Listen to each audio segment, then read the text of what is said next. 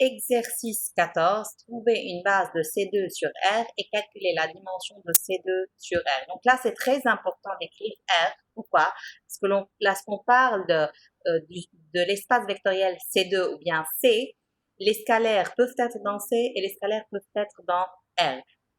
Et on sait déjà du cours, dimension de C2 sur C, c'est 2, alors que dimension de C2 sur R, c'est 4. C'est le double de la dimension de C2 sur C. Et encore une dernière chose avant de commencer, si vous voulez une base de C2 sur C, la base de Z2 sur C n'est autre que 1, 0, ce sont les bases canoniques, et 0, 1. Donc ça, 1, 0 et 0, 1 forment, donc là c'est C. 1, 0 et 0, 1, ce sont les bases de C2 sur C. Voilà. Donc, maintenant, pour trouver base de C2 sur R, premièrement, chaque élément dans C2, chaque vecteur dans C2, c'est bien sûr un couple. Donc, un couple de deux éléments dans C. C'est pour cela qu'on va essayer d'écrire en fonction des coefficients dans R. Donc, puisque vous avez un couple avec deux éléments dans C, donc on peut les écrire sous la forme A plus IB, la première composante, et C plus ID, la deuxième composante, avec A, B, C et D dans R.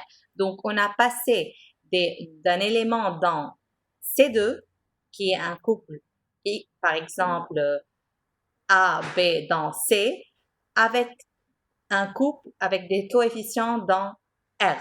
A plus IB, première composante, C plus ID, la deuxième composante. Puis, donc, on va essayer de factoriser, si vous voulez, avec les composantes, ou décomposer ce couple-là. Donc, ça va être A0 plus IB0 plus 0C plus 0IB. Si vous refaites la somme de ces quatre vecteurs, ce n'est autre que le vecteur initial. On factorise par A. Vous pouvez directement passer de cette étape à celle-ci en factorisant par A, par B, puis par C, puis par D, comme vous voulez. Qu'est-ce qu'on obtient? On va obtenir coefficient fois un vecteur qui est dans C2, plus scalaire fois un vecteur dans C2, plus scalaire fois un vecteur dans C2, plus un scalaire fois un vecteur dans C2. Et ces scalaires-là, A, B, C, D, appartiennent à R. Donc, qu'est-ce qu'on remarque? Chaque X dans C2, c'est la combinaison linéaire de ces quatre vecteurs-là. Et c'est la combinaison linéaire en utilisant des coefficients A, B, C et D qui sont dans R. Donc, qu'est-ce qu'on peut déduire? Puisque chaque élément dans X2, c'est la combinaison linéaire de ces quatre vecteurs. Donc, ces quatre vecteurs, si vous voulez les appeler B par exemple, forment un système générateur de E sur R. Maintenant, pour que ces quatre vecteurs forment une base, il faut qu'ils soient libres. Donc, est-ce que B est libre? On ne peut pas ici trouver le rang de ces quatre vecteurs. Pourquoi? Parce qu'on est dans C2 sur R. Donc, les vecteurs sont dans C2, les scalaires sont dans R. On ne peut pas calculer le rang. Et si vous allez calculer le rang, c'est pas possible. Comment on va faire l'échelonnement? Les scalaires sont dans R et non pas dans C. Donc, on ne peut pas faire l'échelonnement. On va utiliser la définition pour libre ou lié. Comment on trouve s'ils sont libres sur R?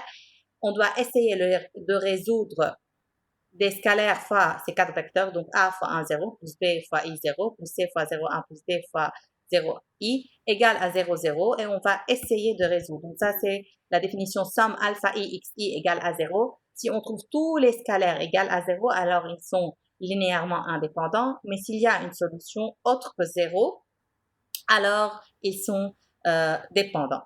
Donc maintenant, je répète, les scalaires sont dans R parce qu'on veut essayer de voir s'ils sont libres dans R, oui ou non.